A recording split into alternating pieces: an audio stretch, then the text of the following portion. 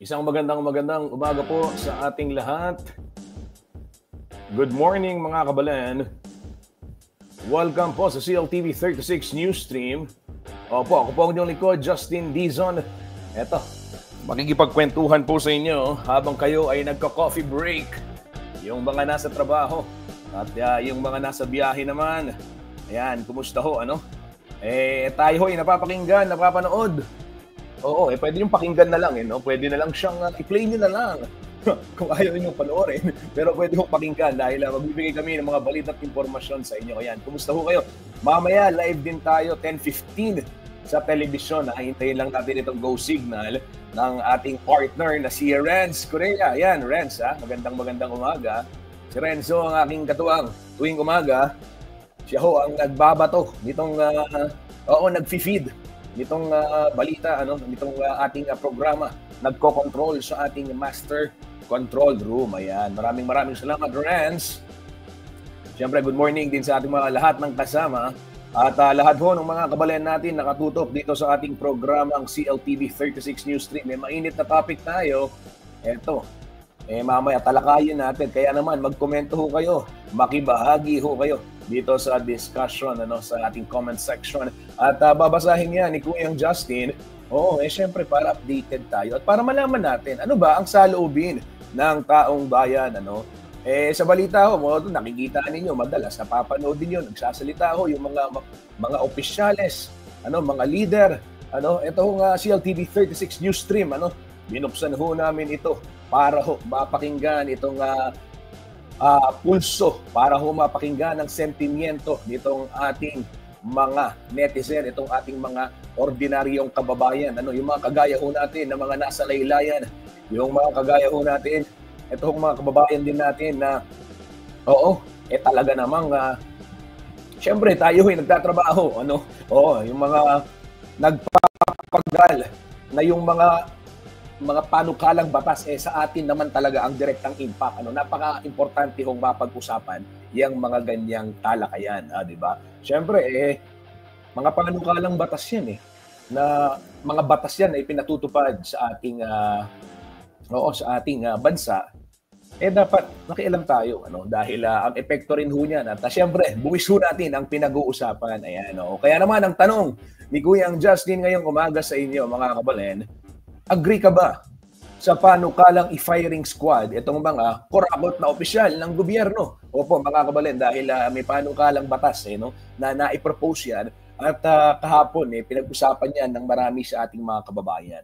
Yan, mamaya pag live na tayo sa telebisyon, tutuloy ko yung kwento tungkol dyan para updated tayo kung ano nga ba yung detalye ng House Bill na yan o ng panukalang yan.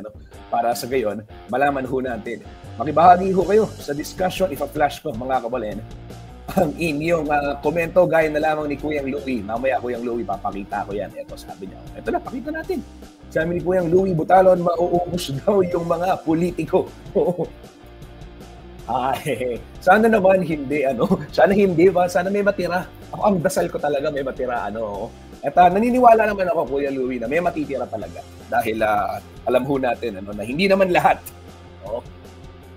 Wag ho nating lahatin, marami hong nasa gobyerno, mga civil servants kung tawagin, at mga opisyalis din na nakakinalal ng bayan na tapat hong naglilingkod, sa ating mga mamamayan, at hindi na ho natin kailangan tumingin sa malayo, Marami naman, nakikita na ho natin, nasa sa atin yan kung paano ho natin interpret, but yes, marami hong mga kababayan natin, na naglilingkod. Yun lang, syempre. Meron din at marami din naman talaga. Kaya nga may panukalang ganito di ba? Kaya nga umabot na sa ganitong sukdulan yung panukala, firing squad. Kasi isa talaga sa malaking problemang nakikita ay yung korupsyon, di ba? Okay mga kababayan, good morning. Welcome po sa CLTV 36 News Stream at live ho tayong napapanood maging sa television. Live ho tayo sa CLTV 36 Facebook page, Live din ho tayo sa ating YouTube channel at CLTV 36 Official, ganoon din sa ating website CLTV36.tv, maging sa ating Google app, yung ating Android app sa Google Play. Pwede rin i-download yan para makapanood tuloy-tuloy ng mga programa ng CLTV 36.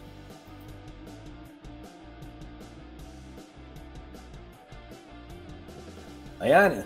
Welcome po sa ating programa para ho sa mga nakatutok sa telebisyon. Napapanood ho tayo sa Signal Channel 115 nationwide ho yan dito sa Central Luzon sa ating 38 cable partners at maging sa Free TV Channel 36 lalong-lalo na ho dito sa malaking bahagi ng lalawigang Kapampangan. At nung ako pa po mag-scan digital TV box, ayan, pakiscan na para lumabas yung CLTV at mapanood din nyo yung mga balitang makatotohanan, balitang may paggagamitan, balitang may epekto po sa pamumuhay ng bawat kababayan natin dito sa Pampanga at sa buong Central Luzon. Sa oras hong ito, ayan, bago tayo magpunta doon sa ating mga balita at pagbabasa ng ating mga komento, alamin muna natin yung traffic situation. Ito, pakita lang natin, basahin natin kasi nung isang araw, kahapon actually nag-viral yung ating balita na yung dalawang kabaong na nahulog sa NLEX. Kaya mamaya ipapalabas ko yan. Sabi ko nga parang napaaga yung Halloween na. Isipin mo, mag-drive ka kaya tingnan nga kita kabaong, di ba? So parang okay. So kakaiba no? Ito yung mga kakaibang senaryo na mga kabalin, hindi mo talaga may experience. Siguro once in a lifetime mo lang mararanasan, no?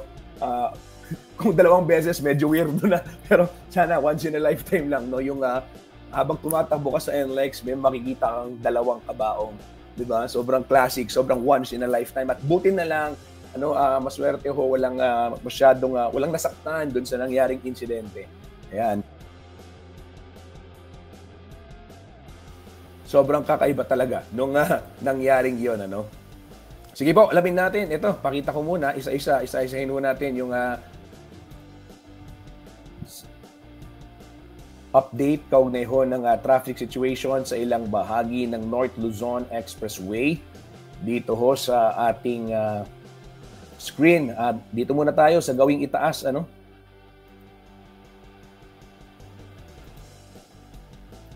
Eto ho, mga kabalen. Sa gawing itaas muna tayo.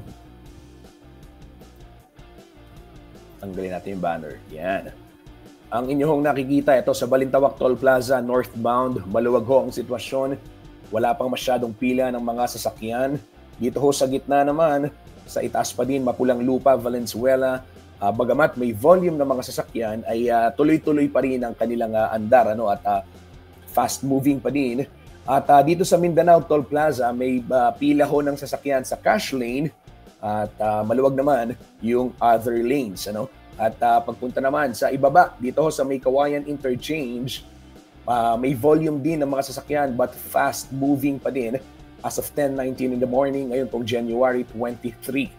At ito hong nasa gitna naman, Bocaue Toll Plaza ang inyong nakikita, yung mga papunta ng screen o yung pasalubong sa atin, northbound huyan, mabilis pa din ang andar at maluwag din ang daloy ng trapiko, walang masyadong pila dyan sa papasok naman ng Toll Plaza, yung southbound. Dito naman ho tayo sa San Fernando Interchange, magkabilang linya, napakaluwag ho ng sitwasyon ng trapiko dyan.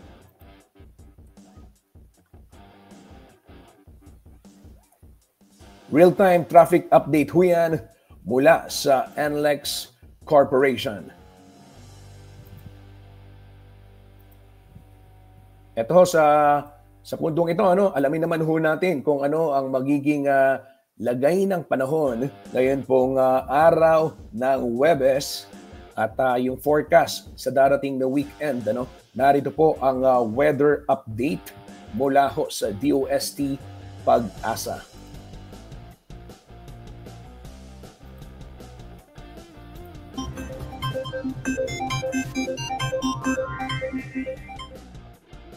Magandang umaga po sa ating lahat. Narito ang weather update for Thursday, January 23, 2025.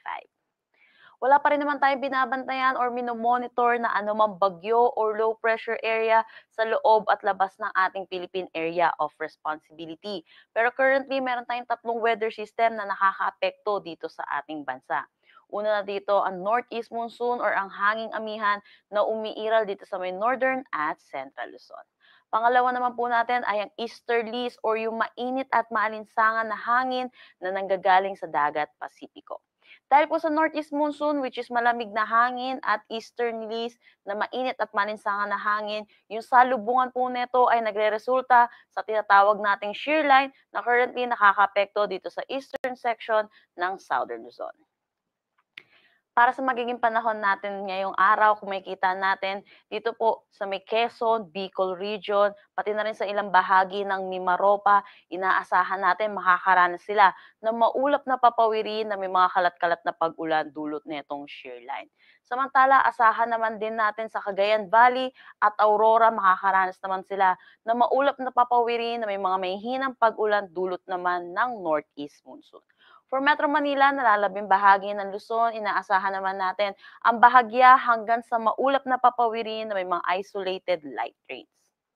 Agwat ng temperatura for Metro Manila, 22 to 30 degrees Celsius, Lawag, 22 to 31 degrees Celsius. For Tuguegarao, 22 to 29 degrees Celsius, Baguio, 14 to 24 degrees Celsius. For Tagaytay, asahan natin na 20 to 28 degrees Celsius at Legazpi, 24 to 31 degrees Celsius. Dulot pa rin ng shear line na asahan natin makakaranas din ng maulap na papawiri na may mga kalat-kalat na pag-ulan dito sa may Northern Samar, Aklan at Capiz. Samantala, yung easterlies naman natin ay inaasahan natin magdadala rin ng mga pag-ulan dito sa may Eastern Samar, pati na rin sa eastern section ng Mindanao, kasama na ang Basilan, Sulu at Tawi-Tawi. For Palawan naman, nalalabing bahagi ng Visayas at Mindanao, inaasahan naman po natin magiging maaliwalas ang kanilang panahon, pero asahan din po natin ang mga panandaliang pag-ulan pagdating sa hapon at sa gabi dulot ng mga localized thunderstorm. Agwat ng temperatura for Calayan ay nasa Puerto Princesa 26 to 32 degrees Celsius. For Iloilo, asahan natin na 24 to 31 degrees Celsius, Tacloban 24 to 30 degrees Celsius. For Cebu, 25 to 31 degrees Celsius, Zamboanga 25 to 33 degrees Celsius. For Cagayan de Oro, 23 to 31 degrees Celsius, at Davao 25 to 32 degrees Celsius. Wala naman tayong nakataas na anumang gale warning sa anumang seaboards ng ating bansa. Ang sunrise mamaya ay 6:25 a.m. at ang sunset mamaya ay 5:51 p.m. Para sa karagdagang impormasyon, bisitahin ang aming mga social media pages at ang aming website pag-asa.dost.gov.ph. At yan po muna ang latest dito sa Pag-asa Weather Forecasting Center. Chanel Dominguez po at magandang umaga.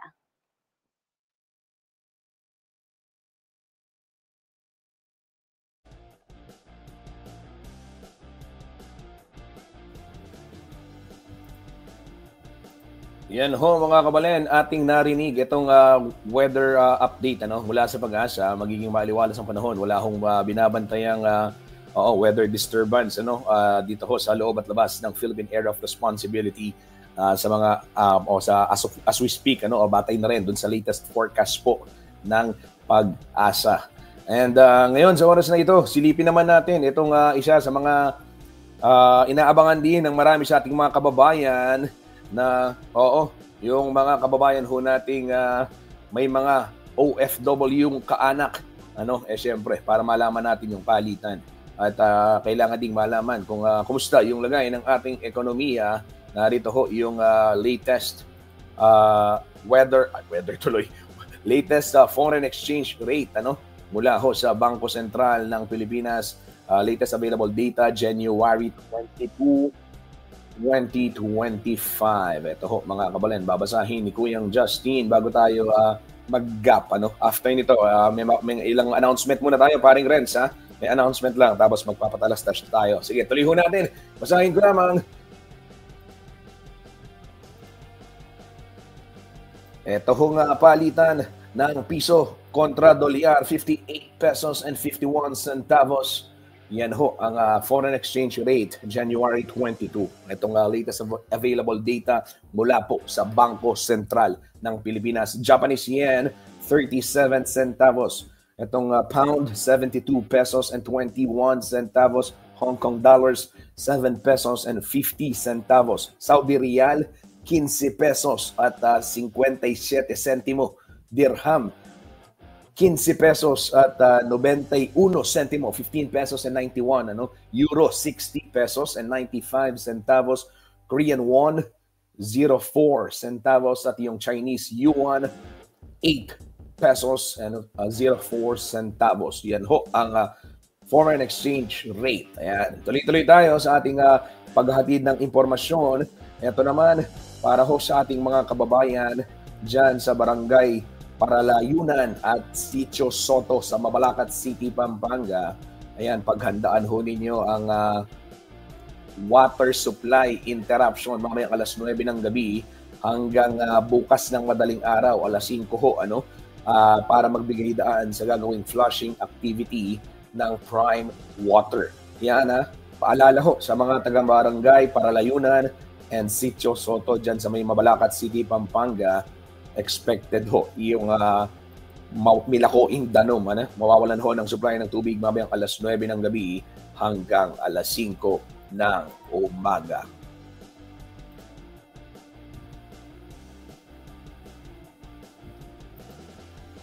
Bago ho tayo magpatalasnas, bigyang daan muna natin yung sagot o yung sagot ng ating mga netizen sa ilan sa ating mga katanungan o dito sa ating question of the day. Question of the day ngayong umaga. Ito, agree ka ba sa panukalang i-firing squad itong mga korap na opisyal ng gobyerno? Ito ho, yung sagot ng ating mga kababayan. Sabi niya kanina si Kuyang Louie, sabi niya mauubos ang mga politiko. Ito naman si Risa, yes, and those people who commit heinous crimes. Yan ho ang kanyang tawag dito, saloobin, ang kanyang sagot hinggil sa ating katanungan. Mga kababayan, paalala lang na the views and comments of netizens ay hindi po nagre-reflect ng views and opinion ng CLTV. Kaya po maging mapanuri sa panonood, lahat po ng aming pinapakita, ito ay mga komento ng mga netizen bilang nasa demokratikong bansa tayo, di ba? So, pwede nating ipalabas yan, but it doesn't mean na ito yung komento o yung opinion din ng CLTV 36 dito po sa mga ganitong usapin. Ayan. Bigyan din natin ito. Sabi naman ni sagot din ni Maria Luisa Dizon Cerrudo, big yes. Okay? Yes daw sa ating tanong na agree siya na i-firing squad etong mga kurakot kung mapatunayan mang sila ay nagkasala. Ganyan din ho ang sagot ni Edu Gutierrez. Sabi niya, yes na yes. Ayan. Maraming sang-ayon. Talagang nakikita natin, samang-sawa na yung mga tao sa kurakot. Sang-ayon sila.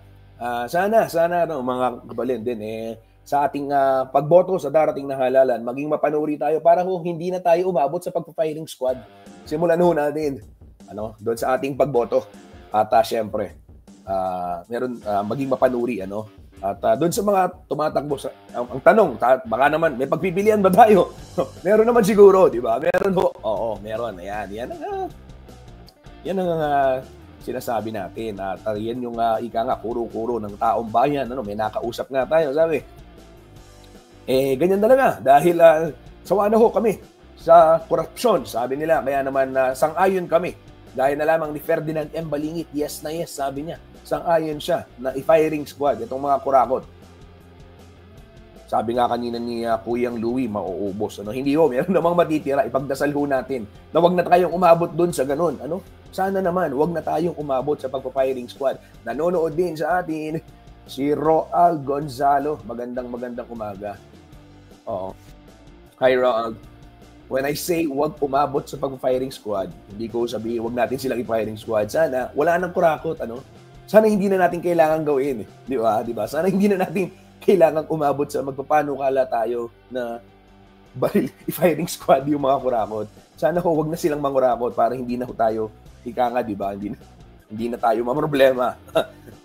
Ito ho mga kabalen, sabi ni Jess Mariano, unahin daw yung mga nasa barangay. Kuya Jess, may galit ka sa barangay, Hindi ba para mas malaki yung corruption sa mga nandun sa malalayo sa atin?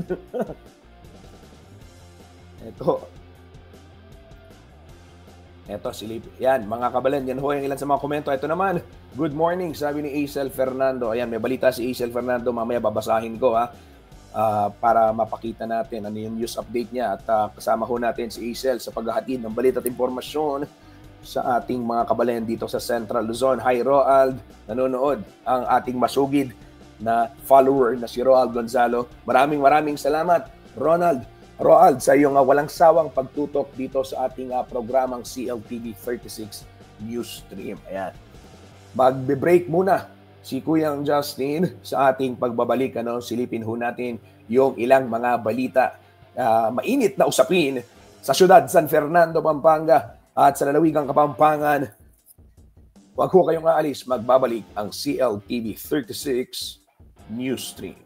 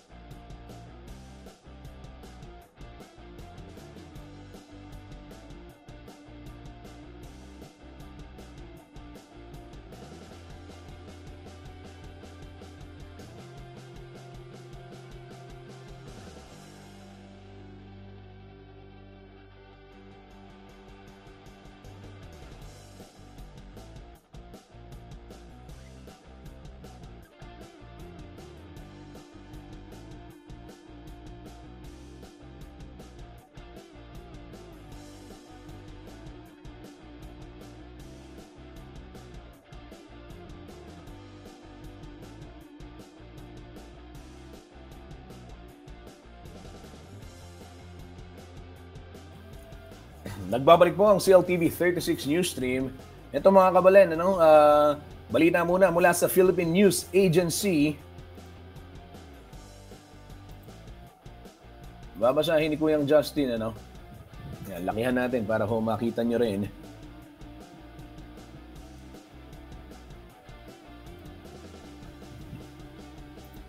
Ulat ho mula sa Philippine News Agency ni Daryl John Esguerra kaninang 5:38 o kanina alas 9 ng umaga. Ayan. Inanunsyo ho ni Presidente Ferdinand Marcos Jr. ang safe release ng 17 Filipino crew members ng MV Galaxy Leader na-capture diyan sa Yemen sa loob ho ng mahigit isang taon. Itong mga Filipino seafarers kasama ho yung iba pang crew ng MV Galaxy Leader ay nasa ilalim na ho ng pangangalaga ngayon ng Philippine Embassy sa Muscat, Oman. At sila ho ay inaasahang uuwi na sa kanilang pamilya dito ho sa Pilipinas sa loob ng ilang araw. At masaya ho ang Pangulo dahil 429 days nabihag ho itong mga ating marino. Yan. Ito ay balita dyan ng Philippine News Agency ni Daryl John Esguerra ngayon pong araw ng Huwebes.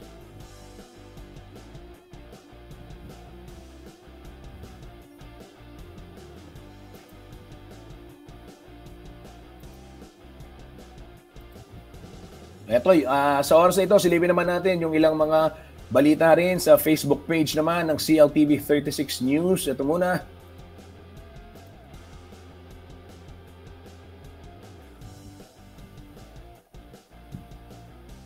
Wait lang mga kabalen, hanapin ko lang. Okay. Eto mga kabalen, nagkaroon ho ng pagpupulong, isang dialogo sa pagitan ho ng business sector ng City of San Fernando, Pampanga at ni Vice Governor Lilia Nanay Baby Pineda ang ginanap ho sa Kingsborough International Convention Center. Dito pong Miyerkules ng gabi, kagabi ho yan, January 22.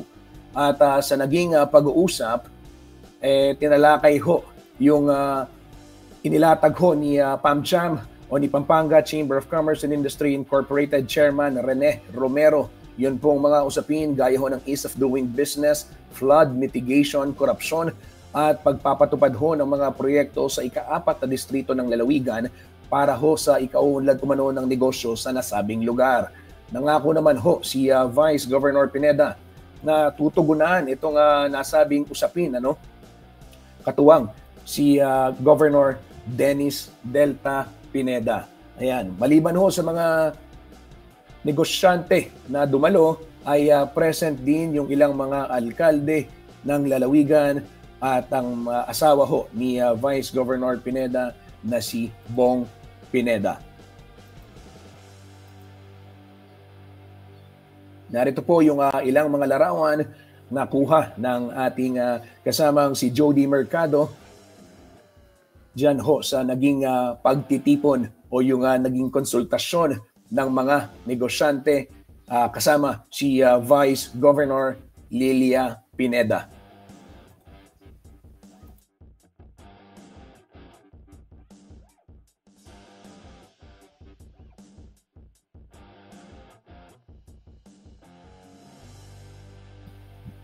Present din ho sa naging okasyon, ito hong anak ni Vice Governor Pineda, opo, si dating board member Maylene Pineda Cayabyab, na isa ho sa mga kumakandidatang alkalde ng siyudad San Fernando. At ayon ho doon sa ulat ni Kuyang Jody, sisikapin din daw ni former BM Maylene na matugunan itong panawagan ng business sector sakaling siya ay mahalal bilang alkalde ng siyudad.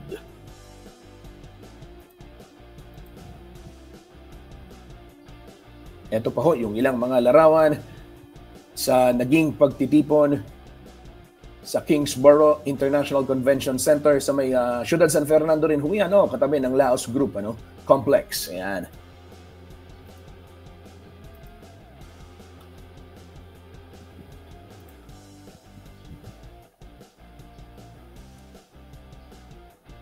Ito ho mga kabalen, dumako naman tayo sa ibang balita. Itong kaso, zoom ko lang yung anunsyo ng Angeles City Government. Yan. Basahin ko yung detalye. Ayun, ito po mga kabalen, naglabas ho ng announcement itong Angeles City Government. Kaugnay ho ng naiulat na kaso ng hand, foot, and mouth disease dito sa ating dito sa syudad, At ito naka-home isolation na yung 5 katao na suspetsyadong o pinaghihinalaang tinamaan po ng hand, foot, and mouth disease o yung tinatawag na HFMD. And batay ho sa inilabas na pahayag ng CHO, isinasagawa na rin ho yung contact tracing at yung laboratory testing upang matiyak itong pinagmulan ng sakit. Nanawagan din ho yung LGU sa mga magulang at guro na turuan ho yung mga kabataan ng proper hygiene, yung wastong paghugas ng kamay, At syempre, gayon din yung pag-iwas sa pagbabahagi ng mga personal na gamit upang mapigilan ho yung pagkalat ng sakit. At siniguro po ng City Government na patuloy ang kanilang pagmomonitor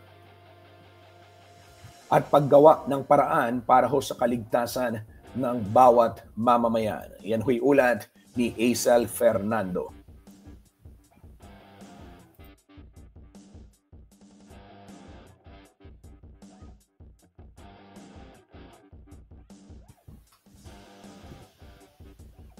Marami hong nauusong sakit ngayon mga kabalen, kaya naman mag-ingat tayo. Oo, importante ho yung palagiang paghugas ng kamay. Itong foot and mouth disease, talagang uso sa mga bata Sila'y madalas naman dahil syempre, di ho nila maiwasan kung pag sa'yo naglalaro, ano-ano yung hinahawakan, tapos biglang susubo yung kamay o kaya hawak ng pagkain at no, marami hong bakterya o pwedeng pagmulan. Kaya naman, ayon ho sa Angeles City Health Office, turuan yung mga kabataan ng wastong hygiene. At syempre nagsisimula yan sa pamamahay at syempre pagdating ho nila sa mga paaralan, itong mga guro naman na silang huhubog sa ating mga kabataan. Sa ibang balita naman, mga kabalen, ito ho yung usapin sa pondo naman ng City of San Fernando. Opo, naglabas ng summary report itong city government ng San Fernando, Pampanga. Yung sangguniang panlalawigan, sangguniang panlunsod ng San Fernando. Inilabas po sa Facebook ng sangguniang panlunsod ng San Fernando o ng SP itong summary report ng 2025 approved budget ng local government unit. Batay ho sa nasabing dokumento, nasa mahigit 2.4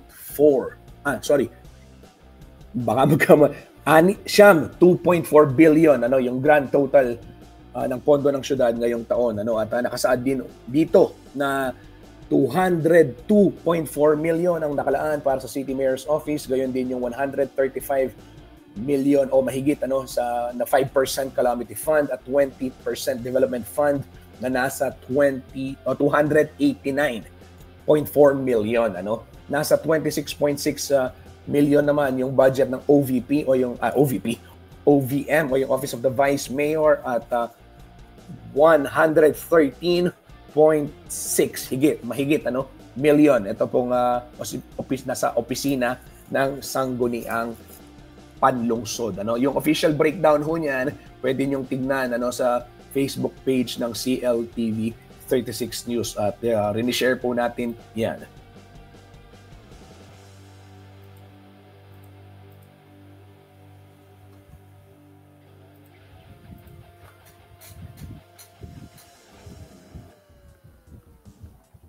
Ito mga kabalen, kumustahin naman natin itong ilang mga tsuper na umaaray na sa sunod-sunod na oil price increase dito sa mga nakaraang araw. Narito po ang ulat ni Liana Canilao. Balena, nitong mga nakaraang linggo sunod-sunod po itong pagtaas ng presyo ng produktong petrolyo. Nangyari po yan noong January 7, January 14 at yung latest po, most recent itong January 21 or kahapon lamang po yan, araw po ng Martes. Tumaas ng 1 peso and 65 centavos ang presyo kada litro ng gasolina. 2 pesos and 50 centavos naman ang dagdag sa presyo kada litro ng kerosene, habang 2 pesos and 70 centavos ang itinaas ng presyo kada litro ng diesel.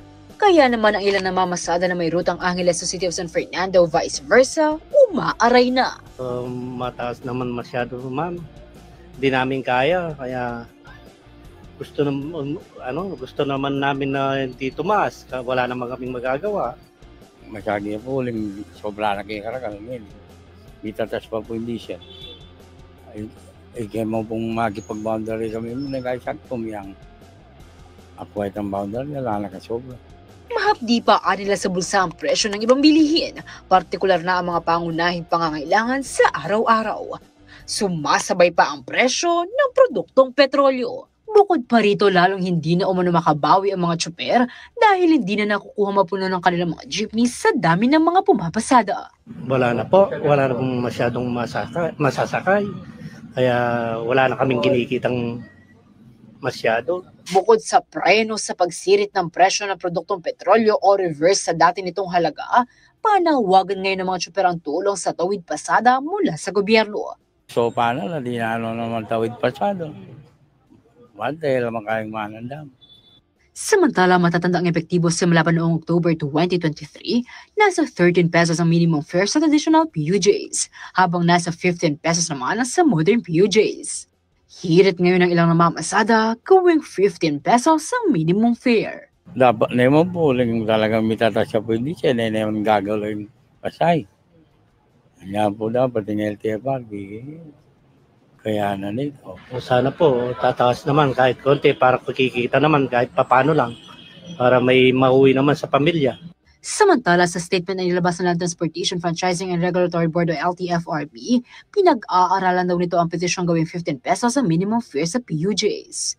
Bagamat naiintindihan muna ng ahensya ang kinahaharap na suliranin ng mga driver at operator, kailangan ding balansihin ang kapakanan ng mga commuter. Liana Canilao, CLTV 36 News. Yan po mga kabalen, inyong narinig yung sentimiento ang mga mamang tsuper, yung ating mga kaibigang namamasada, mga naghahanap buhay sa kalsada.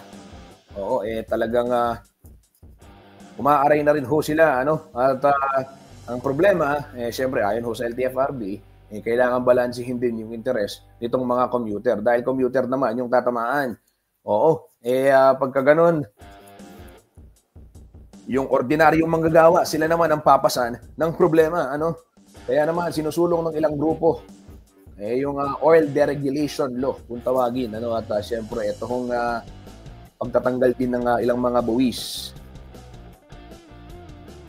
Ito, silipin naman natin ang isa pang balita dito po sa page ng CLTV 36, Itong pagsunod sa mga common poster area, muling pinaalala ho ng Commission on Election. Every 3 years pinapaalala ito, pero every 3 years mukhang hindi sinusunod ng mga kandidato. O di ba? Oo, hindi naman lahat. Hindi ko sinasabing lahat, ng ilang kandidato. Oo, kaya ho yung mga hindi marunong sumunod sa common poster area at doon sa mga campaign materials doon sa size, Kung ngayong kumakandidato pa lang sila, hindi na sila marunong sumunod sa batas. Paano pa ho pag naihalal natin? Kaya naman, isip-isip, kabalen. Ito ang balita. Inilabas na ng Commission on Elections o COMELEC ang opisyal na listahan ng mga itinakdang common poster areas sa Region 3 bilang bahagi ng kanilang paghanda para sa 2025 national and local elections at BARMM parliamentary elections. Ayon sa COMELEC, ang common poster areas ay itinalaga upang matiyak ang maayos at patas na kampanya ng mga kandidato. Tumutukoy ito sa mga lugar kung saan maaaring maglagay ng campaign materials gaya ng mga poster at tarpaulin. Kabilang sa mga ito ay ang plaza, pamilihan at barangay hall na madali at madalas puntahan ng mga botante. Maaari lamang gamitin ng common poster areas sa panahon ng kampanya. Para sa mga kandidato ng senador at party list groups, magsisimula ang campaign period mula February 11 hanggang May 10, 2025.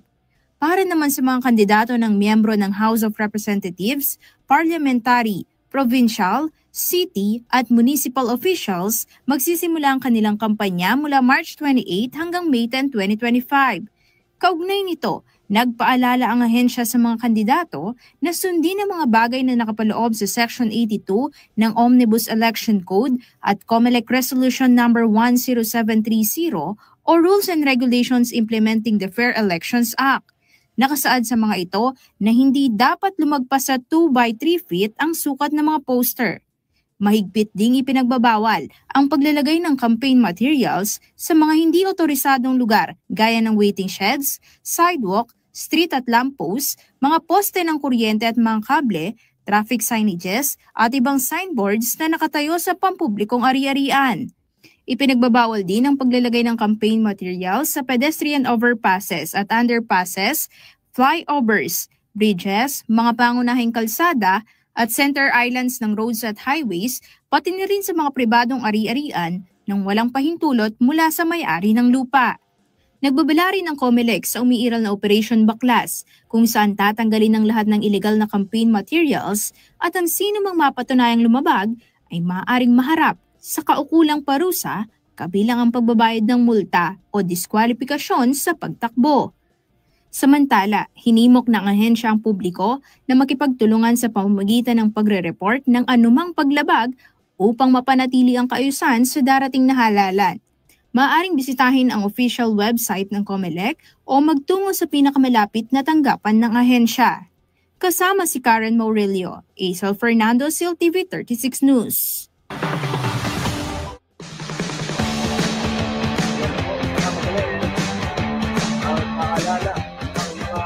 ng COMELEC sa mga nais kumandidato o sa mga nais kumandidato, sa mga kandidato, would-be candidates pala.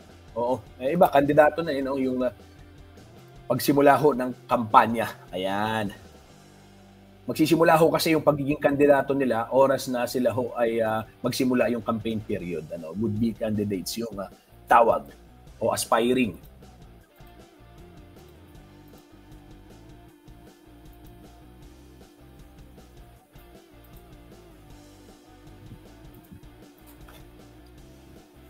Bigyan daan pa rin naman natin ngayon yung ilang mga komento muna o ilang sagot ng ating mga netizen sa ating question of the day. Agree ka ba sa panukalang i-firing squad? Ito hong mga kurakot na opisyal. Kabalen, anong yung tugon? Opo. Sabi ni Robert Aspuria, agree na agree. The best yung panukala na yan para sa akin. Ayan. Ito si Christopher Salangad, mahaba ang kanyang komento pero babasahin natin. Wala tayong karapatan na patawan ng kamatayan ng sino mang nagkasala sapagkat kahit hindi tayo ang lumikha, hayaan natin sapagkat hindi tayo ang lumikha.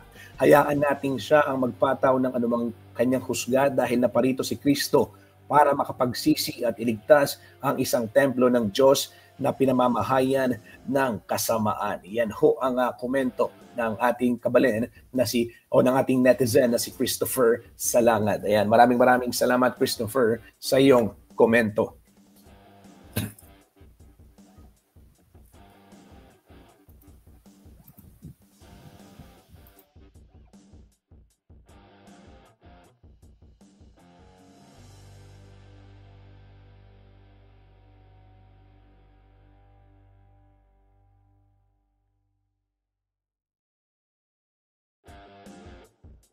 Ang national budget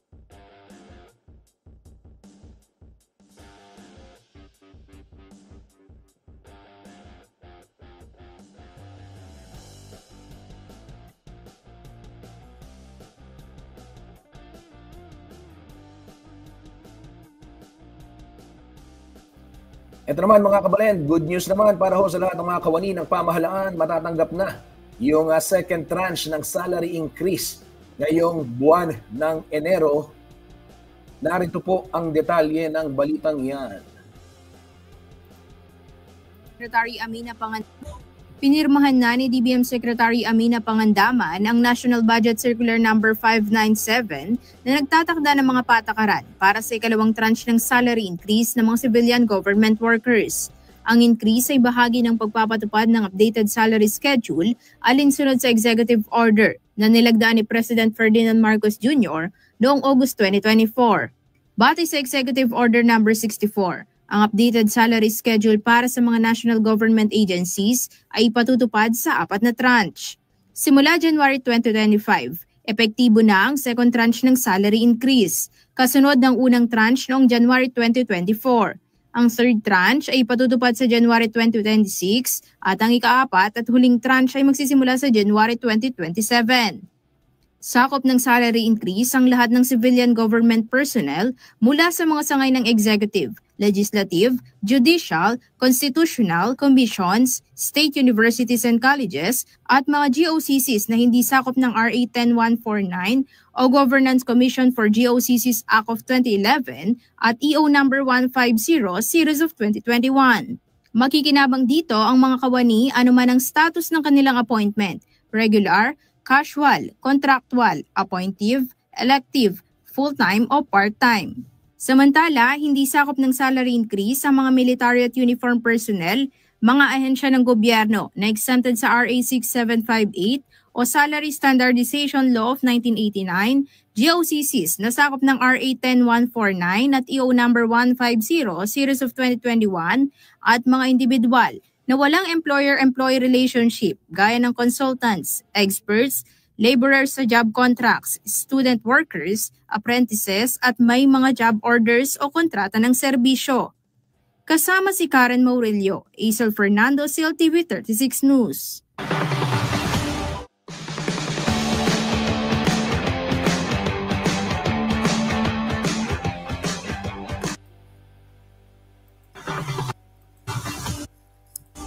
Pinirma Yan ho, mga kabalen.